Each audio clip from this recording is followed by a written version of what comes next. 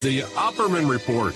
Join digital forensic investigator and PI Ed Opperman for an in-depth discussion of conspiracy theories, strategy of New World Order resistance, high-profile court cases in the news, and interviews with expert guests and authors on these topics and more. It's the Opperman Report. And now, here is investigator Ed Opperman.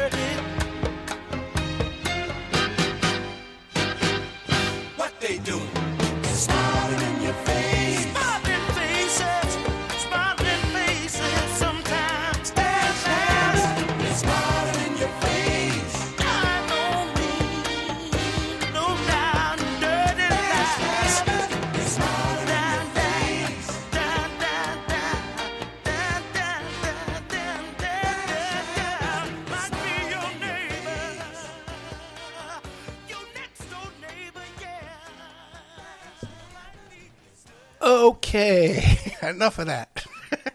Enough of that. Welcome to the Opperman Report. I am your host, private investigator Ed Opperman. Welcome to the show. You can find me at Opperman Investigations and Digital Forensic Consulting. If you email me at oppermaninvestigations@gmail.com. The kind of cases I'm looking for right now, okay, is if you had some kind of a sexual battery or a child abuse case, you were, as a child, you were molested at a school or a church or the Boy Scouts or something like that, or the Southern Baptist Church. Those are the kind of cases we're focused on right now. Okay, so trying to, not this crazy things people are contacting me about. Okay, but check out the Opperman Report Patreon. You go to Patreon, you got the Opperman Report Patreon. Put up a lot of content up there. I got like 6 new shows up there right now. 6 brand new shows I taped this week. I've taped almost every day this week. I've taped more than one show. So I gotta tell you, man, I'm exhausted. Plus all this stuff with the RNC convention and the assassination attempt. It's been a busy week, ladies and gentlemen. Okay, when things like this happen, a lot of people feel the need to contact me and tell me their theory of the assassination attempt. I ain't kidding you, man. I'll have like one guy, who's a guest on the show. Okay, nice guy, fine. Okay, good. And this guy's going to send me 20 emails like in 3 days, man. Give me a break. I'm not even reading these damn things. Give me a break, please. But anyway, go to my Patreon. We have up there all these new shows. I'm going to read them off and describe them to you in a minute. But Patreon's the best search engine to use to find the old shows because we're totally shadow banned on YouTube and Google and all that kind of stuff. If you miss a show, that's where you're going to find it for sure. Everything goes up on Patreon ultimately. And it can't get deleted from there, too, like most of the stuff. I found one of the email addresses for one of the YouTube channels we upload to. And half of the shows are removed. All the shows with music are being removed. I don't give a damn about that.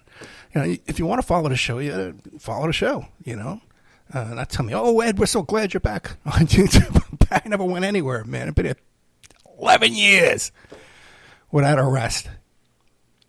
Take the show to my grave. All of our do a live show Friday night at Spreaker.com. Right now, it's a live show right now, 8 p.m. Eastern Time, 7/19/24.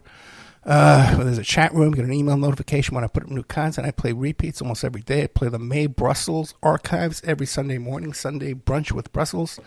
I don't know. I didn't really call it that, but that's what I say. So check it out. Check it out. Check it out. Taped a lot of great content this week. I did a show with this guy named Evan Reif. Okay, and this guy did a lot of investigative reporting. And he discovered this mercenary from North Carolina who went and pretty much staged that 2014 coup in Ukraine. And he uncovered all these characters, these mercenary types. One guy, came back to America. He planted landmines around his ex-wife's house in an attempt to murder her. Got away with it. These other two guys, they killed these people who showed up at his home to buy guns from him from a Craigslist ad. He just killed him, murdered him. Then they killed up this captain of a boat that was going to take him down to Venezuela.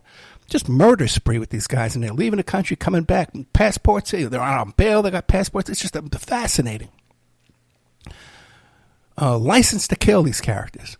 One of these guys, they caught him with a cell phone with, I forget, it was 200 or 600 images of child pornography. When he tells me what they're doing is that these mercenaries over there, one of the ways they're financing their activities over there in Ukraine is when they're kicking in doors and killing people over there. They're molesting their kids and videotaping and selling them as child pornography. That's what they're telling me.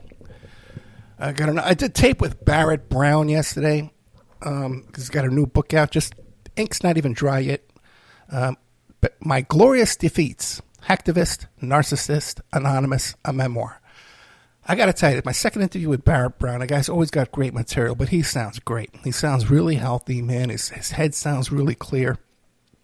And he's genuinely a nice guy. He's a brilliant freaking guy, for one thing.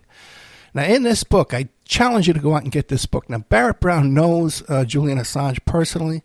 And in the book is my concerns about Assange with the text messages with Don Jr. That's in the book. And all the stuff about Seth Rich. That's in the book.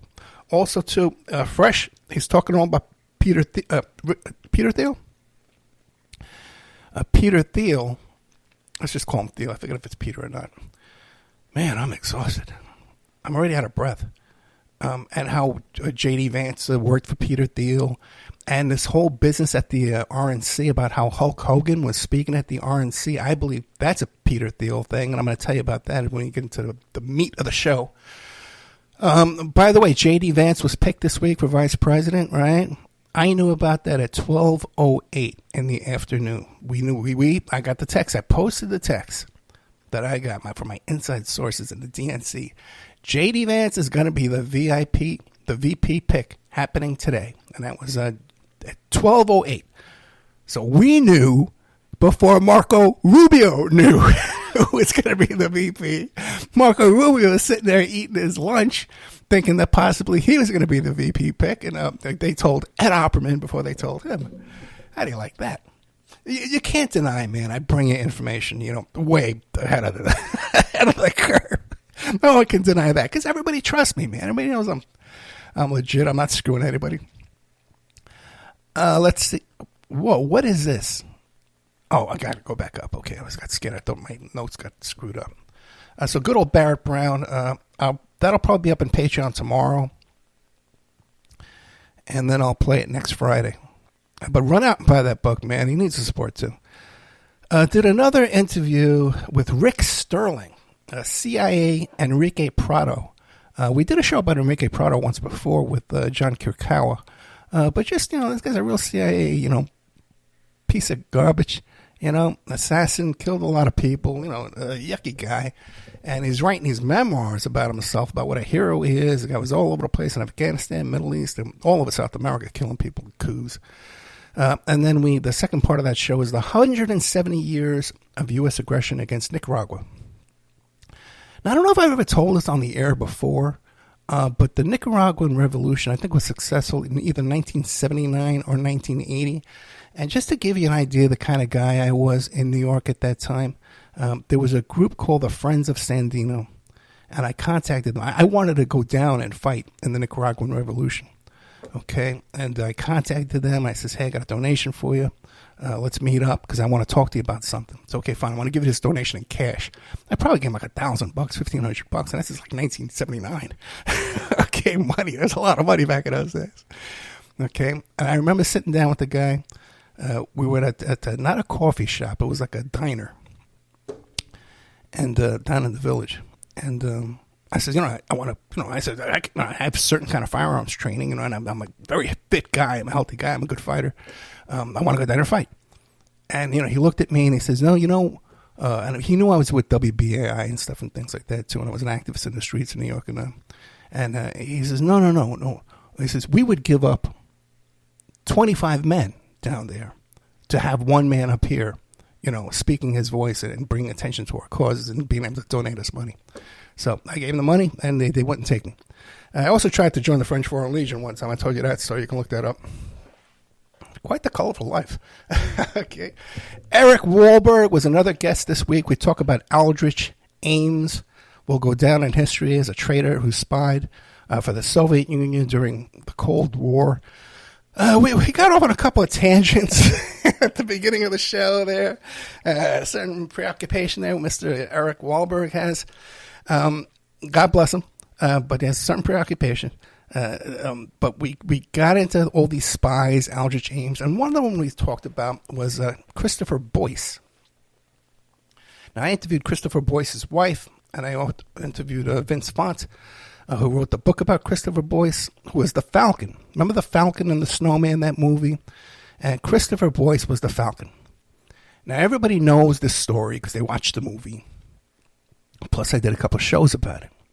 And everybody knows that Boyce was working at this top-secret facility. He had a top-secret security clearance. And part of his job was,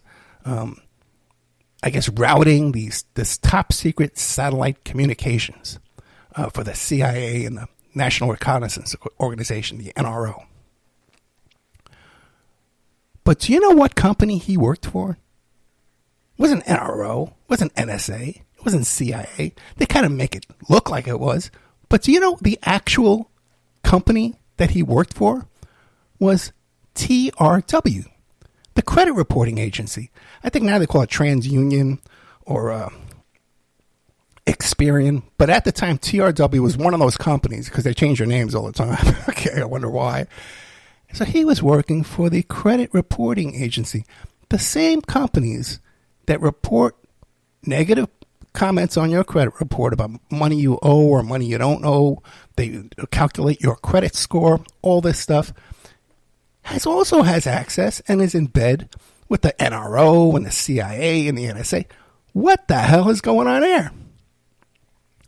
And it's almost impossible to find this unless you go to Christopher Boyce's Wikipedia page and it says, where was he employed? TRW.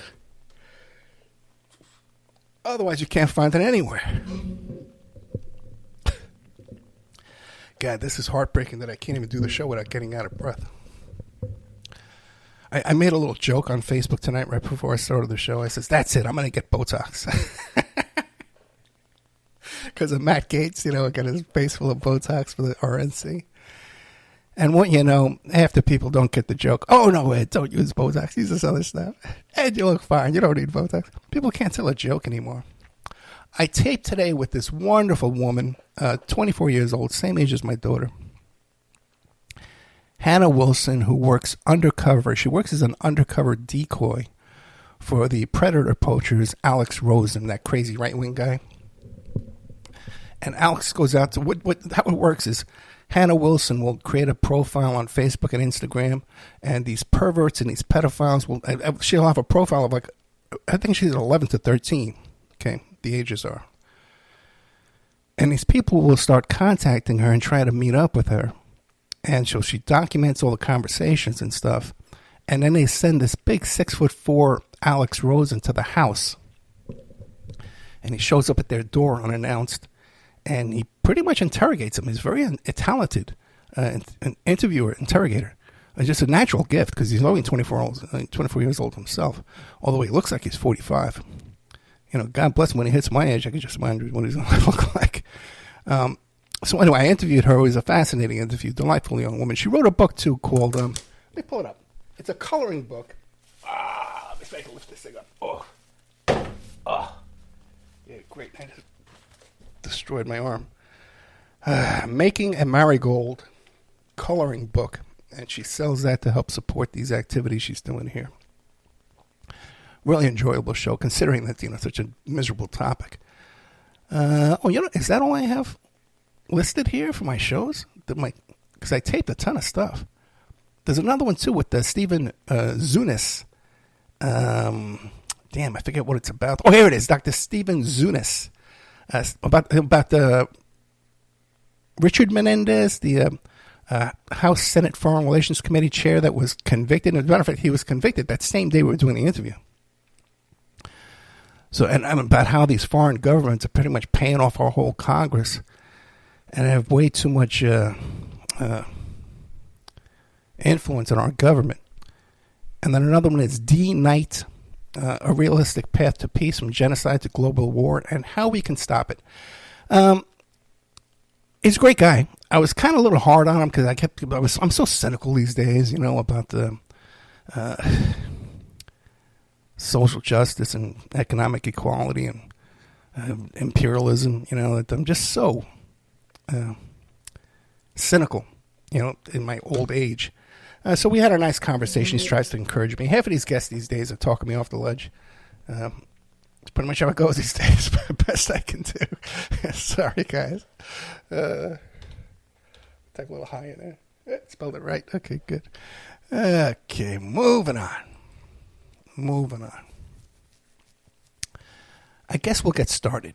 Now, what do you want to hear about first? Hulk Hogan and Peter Thiel, that whole story and my involvement in that craziness? Or do you want to get right into this assassination business? I got a lot of content on the assassination. Let's do this. Let's get into Hulk Hogan first. Okay? What happened there was, and the Peter Thiel connection to Hulk Hogan and the convention, it would almost say, if you really think about it, it's possible that this botched assassination attempt could have been a Peter Thiel job, to intimidate Trump into picking J.D. Vance, and then just to add that little extra humiliation screw into Trump to have to force Hulk Hogan to speak at the convention, which was embarrassing as hell.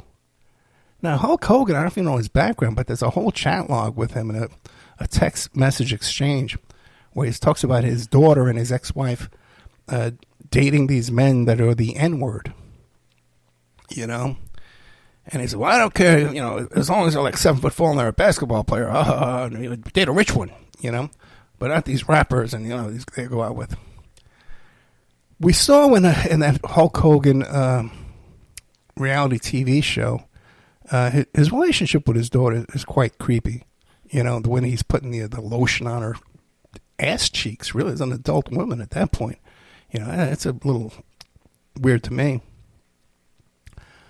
But my connection to this whole Hulk Hogan thing is the Hulk Hogan Cuckold sex tape. Hulk Hogan used to be very good friends with a fellow named Bubba the Love Sponge. Bubba the Love Sponge is down the radio here down in Florida. He's on a bunch of stations down here still. At one time he had a huge career. Now it's much, much smaller. And at another point, he was on Sirius XM radio on the Howard Stern channel. Howard Stern gave him some airtime on there, some space to put his shows up. But he had this bizarre hero worship of Hulk Hogan, and ultimately he let Hulk Hogan sleep with his wife, and the encounter was recorded on video, documented for posterity, of Hulk Hogan boinking his wife. Okay. I've seen snippets of this, 'cause I don't want to watch this stuff, but I've seen parts of this video, man, and it's pretty, Hulk is sweating like a pig and an old man. It's a disgusting video, okay?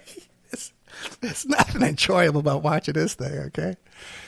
But then it got leaked to the press, but before it got leaked to the press, what happened is some folks, friends of mine and clients of mine, Keith Davidson was one of them, approached Hulk Hogan and says, hey, we can buy up this tape for you and make sure it gets killed, that it doesn't get out there.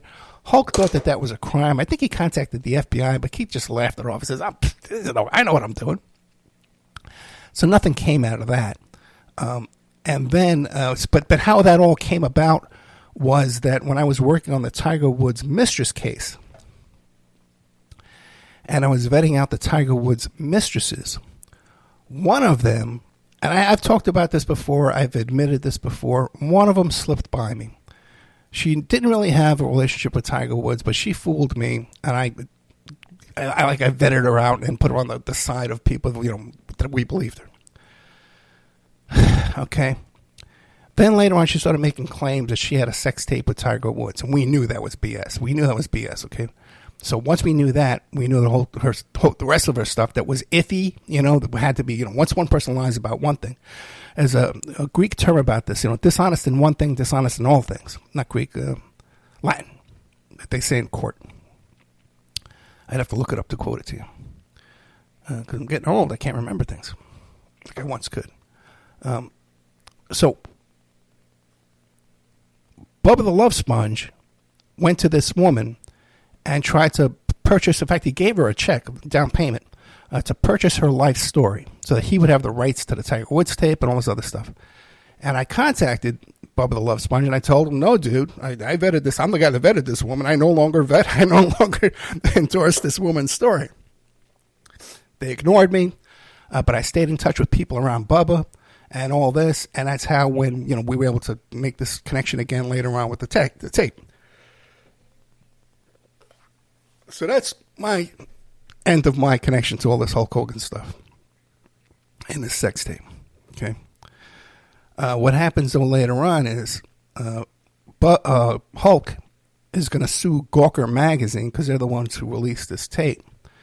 And Peter Thiel, who was pissed off at Gawker, said, oh, Mr. Hogan, I'm going to finance your whole litigation for you here, and we're going to put Gawker out of business. We're going to bankrupt them as revenge.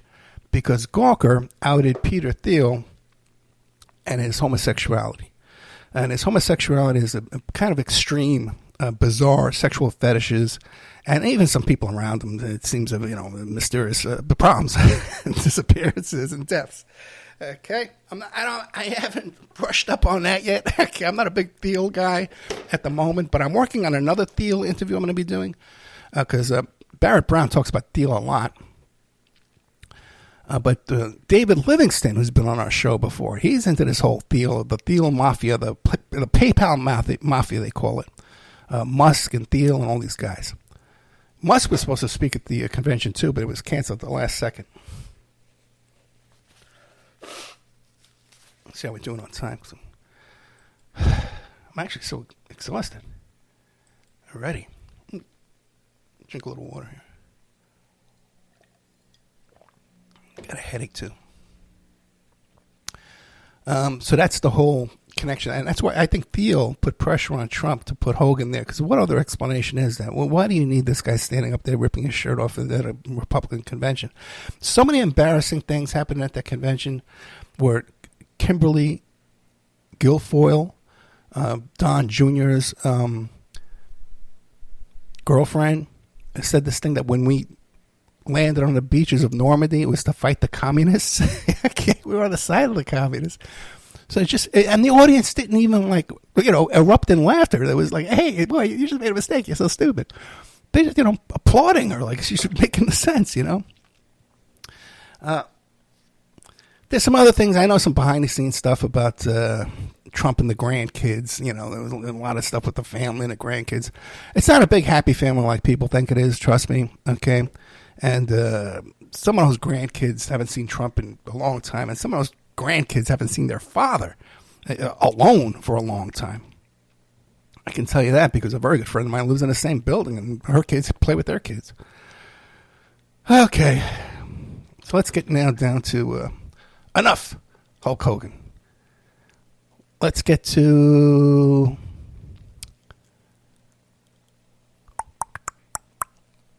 the assassination attempt.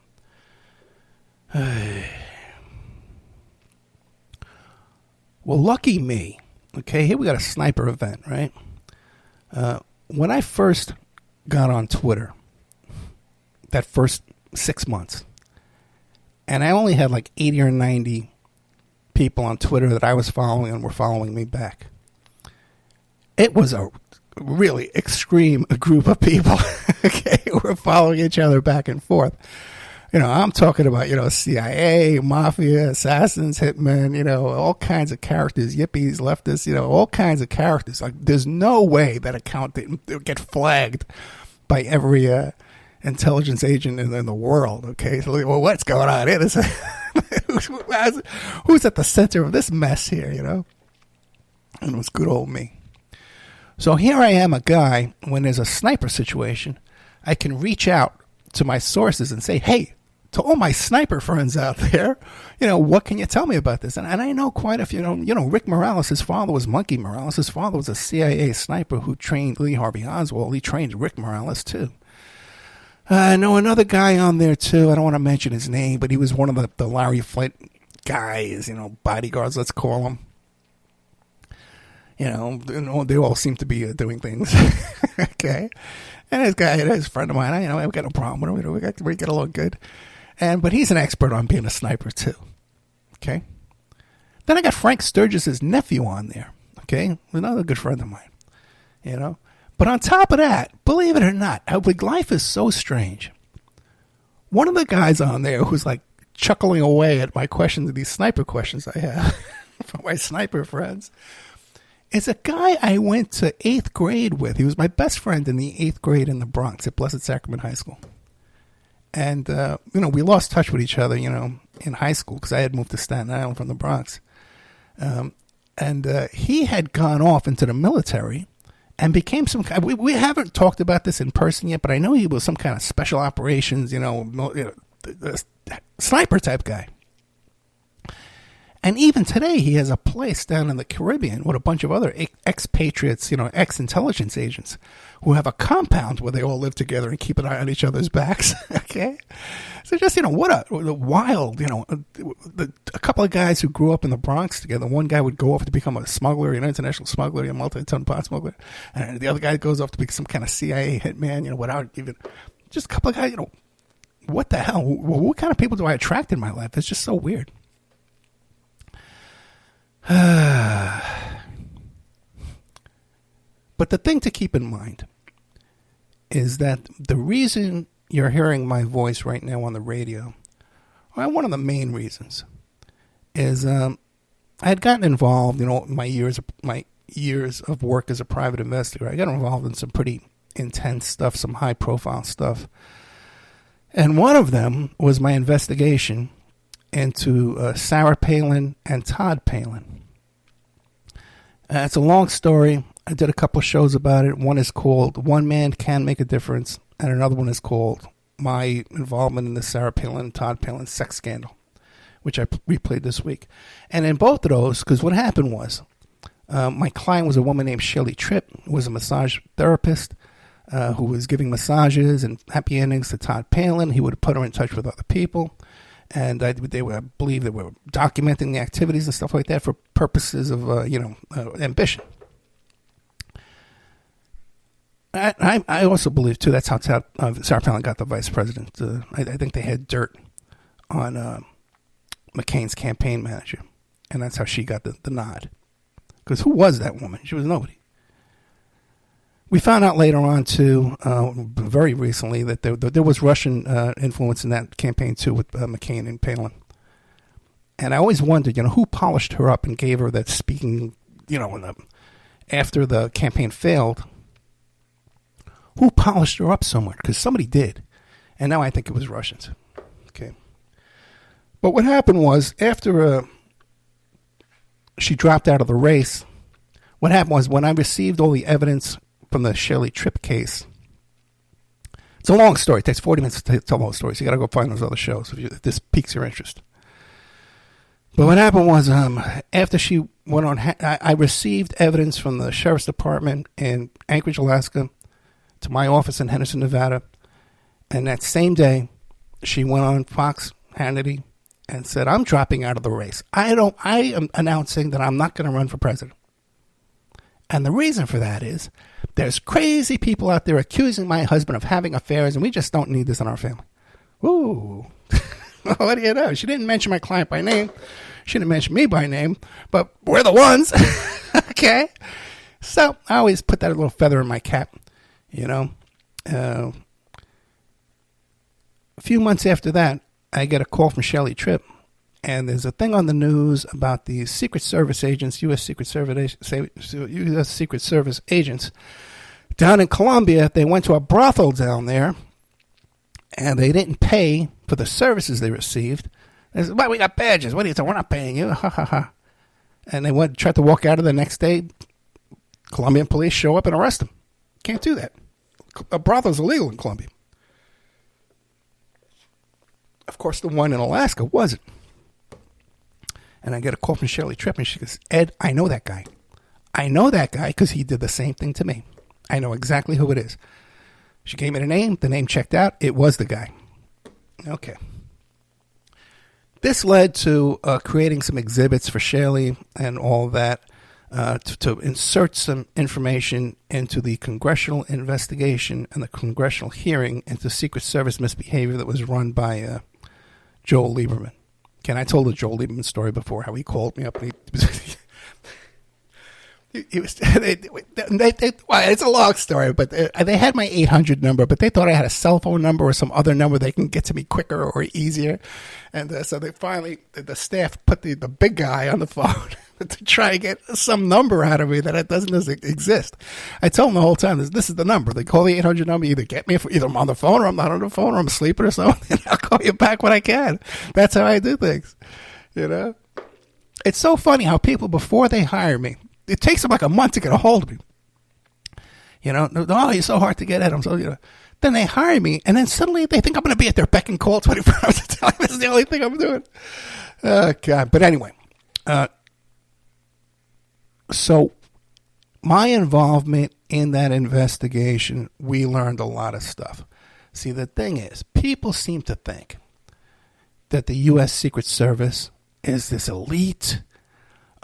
You watch these movies on TV and look at their movements. They're so good. They've got the security down pat. They climb on roofs and they got the line of sight and they're doing all this stuff. Well, it turns out that's really not the case, And just off the top of my head, what I can remember, there was one incident where they were running, U.S. Secret Service was at the Utah Olympics. And they would have these parties in their rooms with alcohol, that went on all night long. And they had teenage girls, underage girls there at these parties, like 15, 16-year-old girls. That came out in the report, the official final report. By the way, I look back and I see some of the work I did in this case, some of the reports I did back then. My God, what I was doing. That stuff is gold, man. I should have charged, man, so much more for all that. I don't know what I was thinking, man. Maybe I can still bill the U.S. Congress. Just send them a bill, man. $50,000, see what comes up. But that was one case. Another one was this female Secret Service agent who was having a custody battle with her husband, and she showed up at their daycare to pick up her daughter in a full SWAT gear with a rifle. Many cases on Martha's Vineyard, when they were protecting Obama on Martha's Vineyard, that there were bars there that they got kicked out of and they were banned from. I think one time a gun went off in one of these bars. Another time they were kicked out and they were banned, and one of the guys left behind his gun and badge, and he had to go back the next morning and see if they knew where it was. Another one was this guy they found asleep in the gutter with his gun and badge stolen. That was in Washington, D.C. So this idea that the U.S. Secret Service is this like elite, unit, blah, blah, blah, they're really not. Okay? They're really not. In reality, okay? And how could this failure, their culture is of a heavy drinking department, law enforcement department, that they were a bunch of heavy drinkers and heavy partiers in U.S. Secret Service. And even on the Kennedy assassination, they were out drinking and partying the night before. Now, also keep in mind, I've been to plenty of these rallies. I've been Trump rallies, Hillary rallies, Bernie rallies. I traveled up and down the state of California for Bernie. I went to many, many rallies, okay? Back in 2000, what was it, 16, 15? And the security at these rallies is not as tight as you think, okay? I'm going in with press credentials, so you go through a special magnetometer, metal detector, But, I got my laptop with me. I got all kind of fancy recorders and stuff like that. Cell phones and stuff. You get right through. It's not a big deal at all. And there's all kinds of places where people can hide. They don't have everything covered. I can tell you that right now. One time I was leaving a Hillary rally. It was a very small unit there. And I was leaving. They said to me, hey, if you leave, you can't come back. And I says, I'm not coming back. I can't take another 5 minutes of that voice. And they all laughed. Ha, ha, ha, ha, ha. So it's not like they're, these stone-faced, serious guys. Like you see, they're a bunch of regular cops, and not that great at what they're doing. Now, let me see. I really want to cover, more Secret Service stuff before I get to this other stuff. But remember that case just recently? This was under Biden. Where those two guys were impersonating DHS agents, Department of Homeland Security agents, and they were like foreigners. They were like Pakistani or Indian or something like that, right? Aryan, Taherezda, and Haider Ali. And they had all kinds of weapons and guns and communications and SUVs and stuff like that. And they even had a LLC called something like Federal, Marshall LLC, whatever it was, right? And all this stuff, pretty much impersonating cops. And these four poor Secret Service agents got duped. That's the official story. They got tricked by these guys, and they got fooled by them. They got fooled into taking $4,000 a month rent. These guys were providing them with free apartments. These guys were providing them with free cars. These guys, one guy offered one of these Secret Service agents a $2,000 rifle. Okay?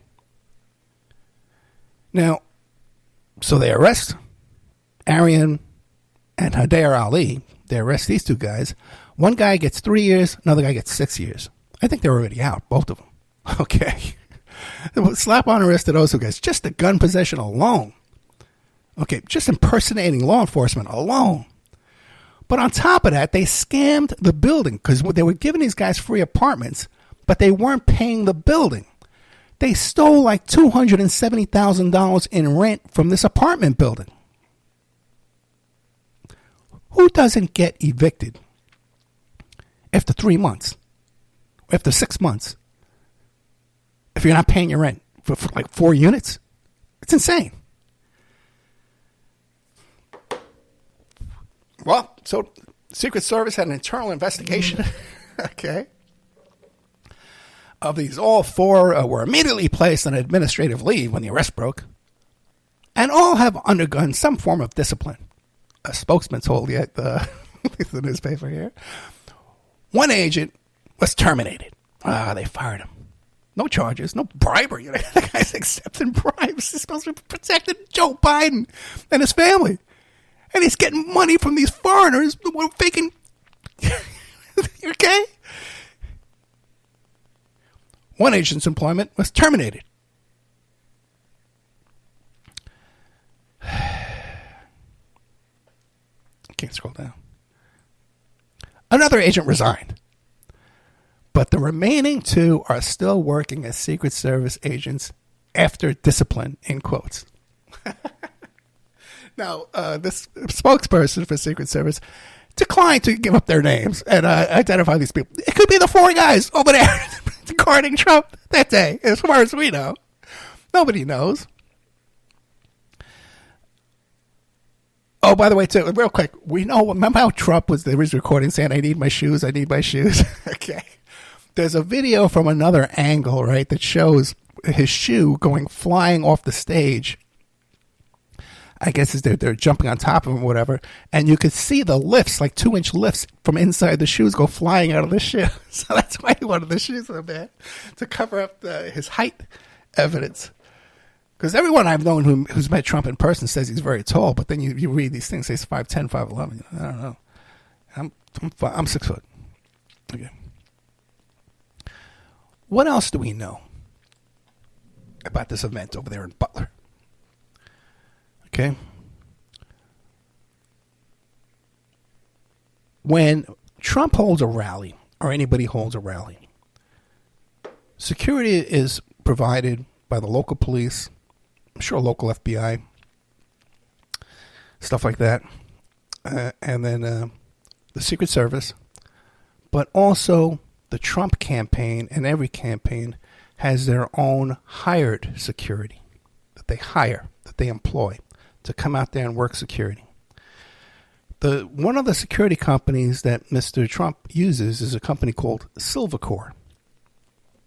And if you listen to the Oppenheimer Report carefully, I've told you about Silvercore before, because these are the characters who went down to Venezuela and tried to stage a coup in Venezuela on behalf of clients of Rudy Giuliani that were coke dealers, coke smugglers, and money launderers in that area, Venezuela, stuff like that. So Trump surrounds himself with what? A bunch of coup guys as his private security that are involved with coke dealers trying to take over a coup of a country. Right? That's the guys he has backing him up there. Okay? Then he has these Secret Service agents, they're waking up in the gutter, they're doing all this kind of stuff, right? Now, on top of that, these Secret Service agents too. Remember January 6th, the agents around Trump all reset their company cell phones, their work cell phones, before they turned them in. What they're supposed to, the procedure was they were to back them up, reset them, and save the backup. They never backed up what happened on January 6th before they reset their phones, before they did a factory reset on their phones. So what do we know about the U.S. Secret Service? We know they're a bunch of drunks. We know that they were perving on a bunch of kids over there in Utah, applying them with alcohol, having sex with them at the Olympics. We know that Mr. Trump is a guy, too, who pervs on teenagers. Jeffrey Epstein, John Casablancas. We can go on and on and on with all of that. Forget that. But Heather Braden on here, Barbara Pilling on here. We can go on and on and on with that. There's no doubt in anybody's mind this guy's got a thing with teen girls. Miss Teen USA pageant. Okay? And here you got these Secret Service agents. They're into teens, too. Trump's son-in-law, Jared Kushner, his father went to prison because he used teenage Russian girls, hookers, to blackmail his own brother-in-law. So Trump's aware of that, too. Is it a leap to think that Trump would have blackmail dirt by providing teen girls to these Secret Service agents around him and then be able to blackmail them into getting what he wants done? Then he's got these coup guys running his security, okay? Guys are willing to pull a coup in another country. So, is it possible Trump could have staged this thing with the cooperation of Secret Service? That is possible. Is it possible this kid's a lone nut? That's very, very possible. Seems like that to me. People point to this thing about this kid where he was in this Black Rock video, right? That was taken at his school's math club, but the kid wasn't. It was an AP math class. The kid did win. The kid did win a math award in high school, so that's kind of legit that he would be involved in that. But then again, it is a little suspicious that someone would go on to, try and assassinate the president would be involved in a Black Rock video. Okay, I can't deny that. Okay, I can't deny that. Then there's the whole matter of the put options. Okay, that someone had placed put options on Truth Social the day before the assassination. Now, how put options work is you're gambling in the stock market that stock is going to go down, and if it goes down, you make a lot of money. If Trump had been killed, that stock would have gone down. The people who put those put options would have made a lot of money. Now, it doesn't mean that maybe they got tipped off about this, and who knows, okay? There's so much media, social media type surveillance out there. These guys could have picked it up on their own with their own intelligence. If I knew this was coming, maybe I'd do that, okay? If I got information this was coming. And this bunch, this PayPal mafia, these characters around Thiel and Musk can come up with that information. If Musk wants to read our private text messages to each other, he can do that. He can go back in history, find the stuff we deleted. Find who are our enemies on Twitter. He can contact all those people, fund them, if he wants to target somebody, if he wants to get information on people.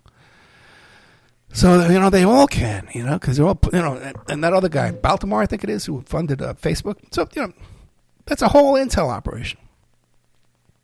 But then again, maybe Mr. Crooks, the attempted assassin, just doesn't like felons and rapists. Maybe he was teased as a kid because of his name, and now he hates all crooks, and that's why he shot at Trump. You think that's a possibility, right? You can't deny that's a possibility. How are we doing on time? Oh, God, get me out of here. Okay. I think that's all I have on this. I think I gave you a lot of stuff you haven't heard before about this assassination, man. No one's talking about Silvercorn. No one even mentions that Trump has private security there. Okay. So we got that there. No one's told you about this, how crappy the Secret Service really is. I think we made a little dent here tonight, right? A couple more things here is Trump is considering J.P. Morgan CEO Jamie Dimon for U.S. Treasury. Okay. Now, I don't know if you know about this story here, but, Jamie Dimon was up to his neck in all that crap down there in the Virgin Islands where J.P. Morgan got sued by the government of Virgin Islands, prosecuted down there on behalf of the Epstein victims because they facilitated the payments down there to these victims and these women. So, once again, man, Trump, another connection to Epstein, another connection to the cover-up, handing out a reward to somebody involved. There's just, man, piles and piles and piles of evidence.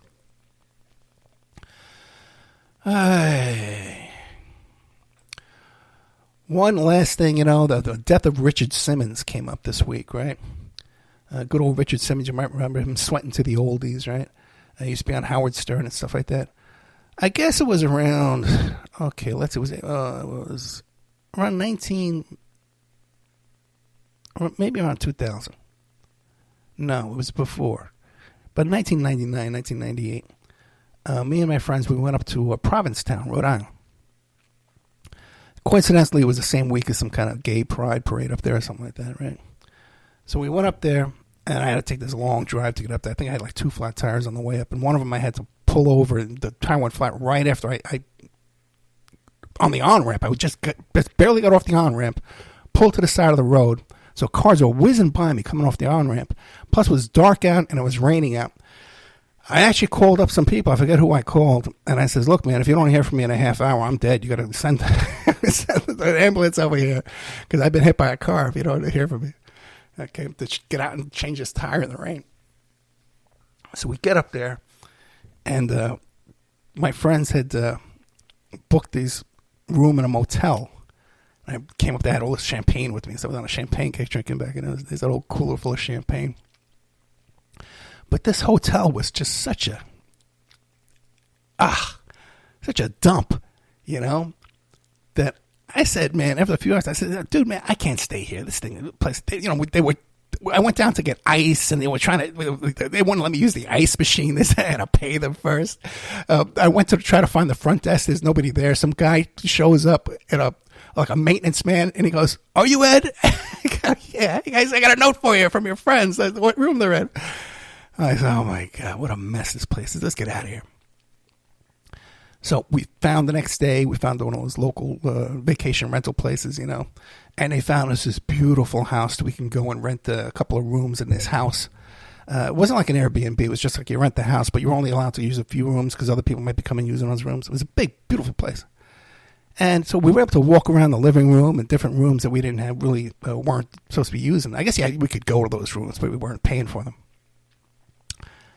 And I look on the walls, and there's all of, we looked into these different rooms, and there's on the walls, they had all these Mardi Gras masks. And I says, what the hell? This couldn't be further away from Mardi Gras. We're in New Orleans. Well, why do they have a Mardi Gras room here up in this room here? Up in Provincetown. Just, I could understand if it was like, a sea room, with anchors and shells on the wall, but no, it's Mardi Gras mess. Then in that same room, on the little tables and little areas on the walls, there's all these pictures of Dalmatians. Dalmatian puppies, Dalmatian old puppies, Dalmatians of dogs, all over the place. And I look at some of these pictures of these Dalmatians, and there's a guy on there that looks just like Richard Simmons. And I said, I said, dude, hey, Bob, get over here. That's Richard Simmons. Sweating to the oldies. But he wasn't wearing like the tank top like you see him, on the Howard Stern show in the shorts. He was wearing like a regular shirt and jeans, and sometimes, suit pants and stuff like that. But you couldn't miss the face and the hair. It turns out we were renting a place from Richard Simmons. Richard Simmons had a vacation there, home or whatever. And when he wasn't using it, he would rent it out. And we wound up in Richard Simmons' house in some crazy coincidence over there. Oh, good. We're out of time.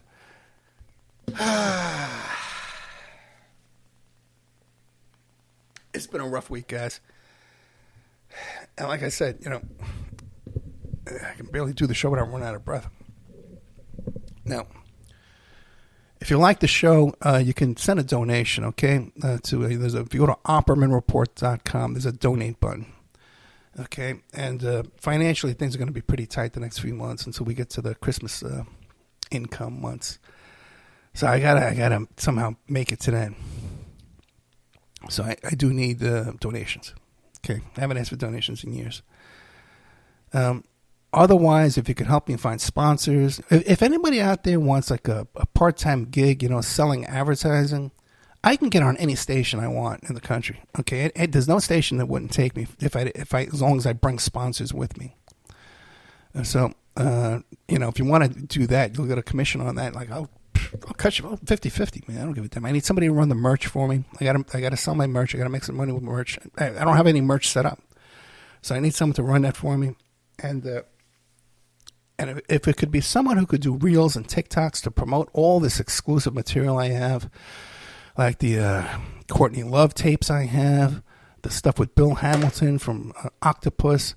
I got all this stuff from the Stormy Daniels inside information. I got a ton of stuff, man, that with those keywords on TikTok would get huge traffic. And then we could drive that traffic over to Patreon, and we could drive that traffic over to the merch and to the podcast link and make money there. And any increase in income, I'll cut you in on that, man. I'm looking for a partner. Okay? If you can help me out here, man. I can't even...